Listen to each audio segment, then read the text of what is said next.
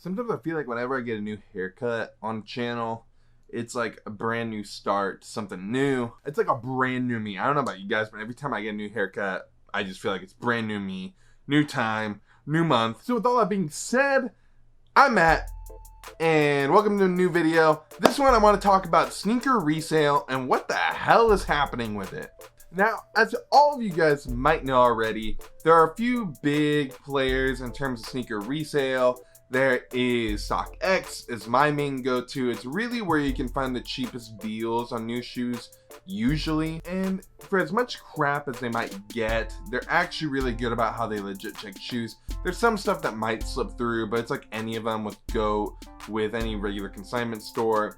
There's troubles there, but really, like, StockX has been a transparency king on how much sneakers cost and how much stuff goes for. Something that got brought up actually by Paul Fonabella in his Facebook group. If you're not in there, and if you like Fear of God, you should definitely be in there. Well, it's the fact that StockX, a lot of the prices on shoes just keep going up. You can see that with the Off-White Air Jordan 1s. All of them have just skyrocketed in price to where they're not even close to affordable. You can go buy a used car for the price of a pair of shoes. Like, think about that for a second. Something that can take you from point A to point B is equally as expensive as shoes that can take you from point A to point B. Think about that. And even when you look at something like the Sean Wotherspoons and the fact that they were going for around $600, and then he announced that he's not going to be partnering with Nike anymore. He's not going to be doing any of that. And all of a sudden the price skyrockets by like $400. And it was like overnight. The one thing I always live by is don't pay sneaker resale. I think I've only ever paid for one shoe for a resale price. But even then it was basically $30 over retail plus tax. Because in California, I always factor that in. If a shoe costs $190, it's really going to cost me around $205 for the shoe. So really anything over that is a time that I didn't waste trying to wake up early, trying to cop something, dealing with stress of trying to get the release. $30 usually worth it. That's usually my limit, $30 to $50. Because really, like, I value my time around like that much right now. And when you consider that a lot of the stuff that you're seeing is going for such crazy prices now, it's just insane. Like, when I hopped into the sneaker community, the really big shoe at the time were the Belugas. You had the Black Friday Yeezy pack that I actually copped one pair from. You had all of these different shoes, like the Nikes, the Breads, the Royals. I'm trying to think of all the other ones. I think the Adidas Pharrell Human Race, the original ones that were the best ones, still the best ones, those have just released. It's crazy to think that all these new shoes releasing, all these sneakers are just at exorbitant prices right now, and something needs to stabilize because I don't think it's healthy for all these shoes to be priced so high. I think we see it with the stock market a lot, where like you'll see the stocks and it'll start kind of go like this, and then it'll correct itself and then go back up even more and correct itself. We really haven't had any corrections like that in the sneaker community. And from what I've seen with a lot of people on Facebook, maybe they're right, maybe they're wrong, it's a lot of Asian cultures are just buying up a lot of sneakers from the US, shipping them to China, and then flipping them for even more money to the Chinese market. It's just crazy for me to think that they're buying flipped shoes to flip again and make even more money. Like that's crazy for me to think about when it comes to like the thought process that went into that. I think you're paying resale to sell something for even higher resale. I guess isn't too crazy, but you know. So what are my thoughts on this? Well, like I said, I don't really like to pay resale for shoes. I tend to find value in the shoe at the retail price point that they're at, and that I always just love buying stuff for quality. That's why if you look at a lot of stuff of the shoes I have a lot of SLPs now. I have Represent shoes. I have Goins. I have a lot of these designer brands, but I've never paid designer prices. So when people say like, Matt, you're always buying expensive stuff. You buy designer shoes. I don't have those. How do you do it? Well, if people watch my videos, you can kind of figure out that I never like paying for retail ever.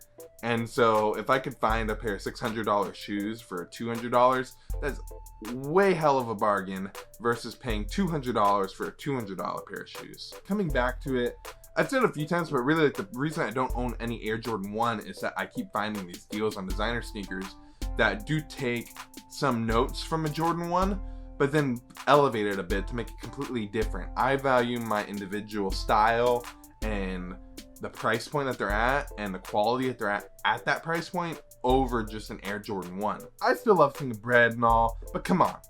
Alpha Mids from Represent are still one of my favorite silhouettes, and these are almost like a Jordan, but a little bit higher class, a little bit different, completely different style, a little bit chunkier sole. But to me, I love these so much more, and they're so much more individualistic, and I get so many more people asking about them. And you see with a bunch of Jordans who are just like, hey bro, nice kicks. And you're just like, thanks man. Maybe I'm wrong for always thinking about it that way, but honestly, the quality of these, far better than any Jordan I've ever felt. When I hear people talking about the leather quality on Jordans, a lot of the times I just chuckle to myself, because the leather quality on most Jordans is honestly garbage.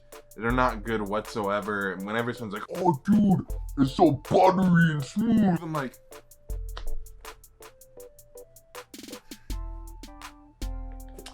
I don't know what to tell you. Have you ever thought about Represent Alpha Mids? You're pretty good. That's why I don't pay for sneaker resale, really. I think it's just getting out of hand right now with how much sneakers are going for. I completely understand it's all about supply and demand.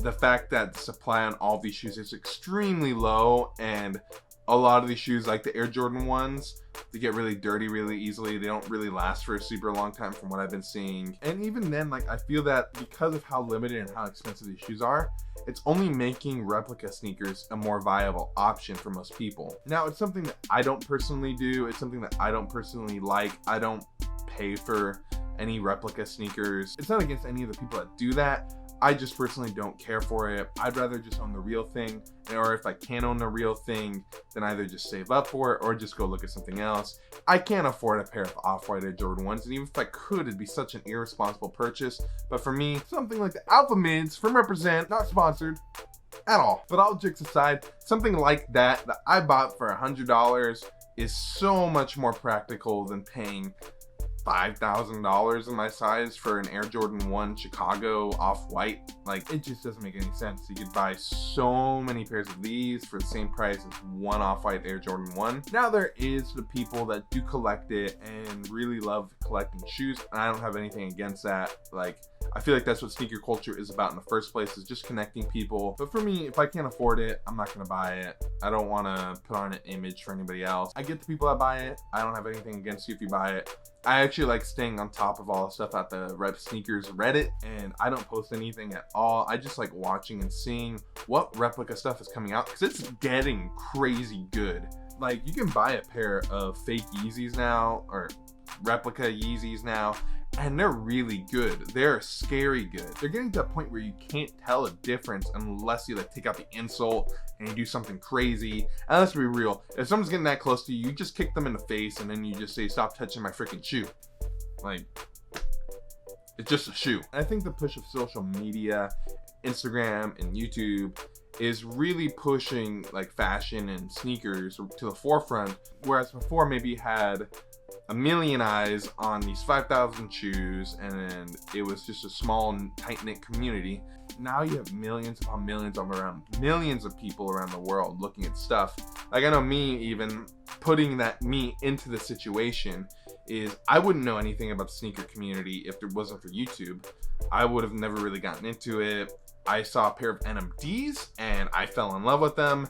Then I found a pair of Yeezys and I fell in love with them. And it was just a rabbit hole after that to where I'm at now with all this stuff. So let me know what you guys' thoughts are about sneaker resale in the comments below. Do you like where it is? Do you love where it is? If you're a sneaker reseller, you're gonna be loving where the current state is. For me personally, I'm not a big fan.